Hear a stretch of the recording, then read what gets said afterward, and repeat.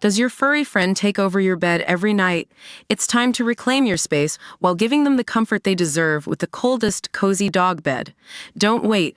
Check out the link in the video description to buy now on Amazon. A young girl desperately tried to rescue her best friend from drowning during a camping trip that went horribly wrong. Elise Brown drowned near the Bivouac Junction campgrounds, 30 kilometers east of Charters Towers, in North Queensland on July 8 last year. The 9-year-old had begged her parents for days to let her go on the camping trip with her best friend, and they eventually gave in, a decision they said haunts them. Tragically, Elise drowned in the Budekin River only hours after she arrived. "I caved and let her go," Elise's father Michael Brown said. According to the police investigation, Elise and her friend had been allowed to swim alone on 2 previous times that day, the Courier Mail reported. The first 2 swims occurred in shallow areas of the river and were uneventful, a coroner's report said. But the girl's 3rd swim ended in tragedy as Elise's friend bravely attempted to assist her several times, but in the struggle was pushed away. The girls swam to the deep area of the river, which they had not done on their earlier swims. Elise struggled in the deep water, the police report said. The friend swam back to the riverbank and raised the alarm. The police report states Elise's friend's father raced from the campsite only about 50 meters away and dived in the river. He could not find Elise.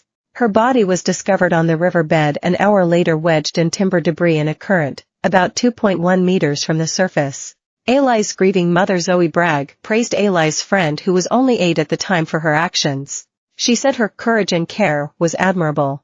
1 year on after the loss of Elise, Ms. Bragg said, "We feel disoriented and bewildered without our daughter." She said they had been disheartened by the coroner's report and would like an inquiry into the death of their daughter.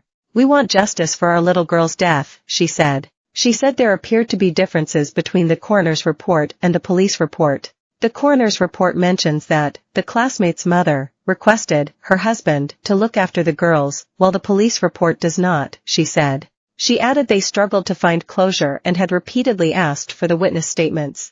At the time of Elise's death, detectives from Charters Towers CIB conducted an investigation after attending the tragic scene. Police investigated the circumstances surrounding Elise's death. There were no suspicious circumstances, the coroner's report stated.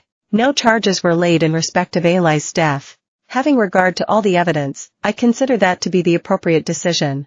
I am not satisfied that it is in the public interest to hold an inquest, as I am of the view that drawing attention to the circumstances of this death is unlikely to prevent deaths in similar circumstances happening in the future. There is also no uncertainty or conflict of evidence as to justify the use of the judicial forensic process, and no suspicious circumstances that have not been resolved or resulted in criminal charges."